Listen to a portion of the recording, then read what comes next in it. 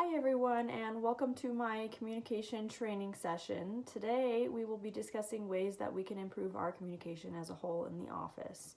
So lately I have been observing our office over the past couple of weeks, and I noticed that we have some serious communication issues if things go wrong or something needs to be changed, that we don't really have a way to communicate with each other. So I've set in place a system that we're going to try to start using in order to assist with that communication and make our office more cohesive together. So the system that I am putting in play today is called the SBAR method.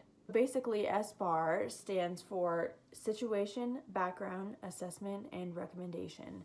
So I put together a little reference right here for you so you can kind of see what that stands for. So Situation, Background, Assessment, and Recommendation. So the first thing that I really want to implement is a series of meetings. Basically, what we're going to do is have a lead team member from every department. So we're going to have a lead hygienist, a lead assistant, and the lead staff member for the front office is the office manager.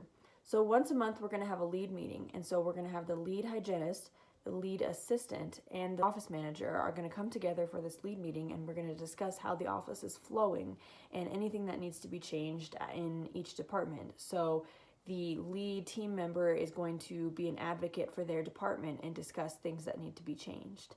An example of this might be the lead hygienist wants to ask about what things need to be changed as far as exams with the doctors and the hygienists. Then once this meeting is completed, then we're going to have a hygiene meeting, an assistant meeting, and then a front desk meeting. So the lead hygienist will go have a meeting alone with the hygienists.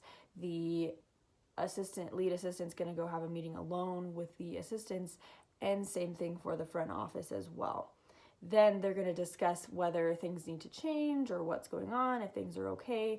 We're going to get points of views of the hygienists and whatnot. These meetings can be rearranged. If the hygienists have more concerns, we can do the hygiene meeting first and then have the lead meeting, so that way the lead hygienist can go talk to the doctor about what the hygiene concern is. These meetings should be done at least once a month, if not more, depending on what we need and how the office is running. Essentially, these meetings are formed in order to create a system of checks and balances so that every staff member feels like they have a say in what's going on, but also we want to prevent any unnecessary communication. I do think that we need to have a full staff meeting once a month as well. This is where we all get together, and this is meant to be more of an encouraging meeting. I want us to have team building situations. I want us to be able to watch motivational videos. I want to talk about our successes, where we've done well, and encourage each other to just continue to work really hard and be cohesive as a team. This can also be where we discuss anything altogether that needs small changes, like let's say something happens in sterilization that needs to be changed. We're going to start putting the hygiene instruments over here instead of over here. Those are small things that we can all discuss together, that way we're on the same page. But essentially it's that way we can all get together and discuss what we've been doing that's working well. But we'll try it out and see if it works. And in each of these meetings, I really want us to focus on SBAR. I want us to look into each situation that's going on, look in the situation, see what the background of the situation is, assess it, figure out what needs to change or what needs to happen, and then provide a recommendation. And so I think this communication plan would be very, very helpful as far as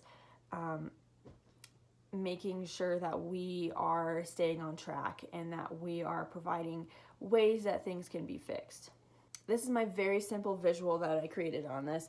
So essentially we've got the different lead meetings that we're going to be doing here and the meetings with the different departments in the practice. Then we come together as a team, celebrate our successes, and then that leads to a successful practice.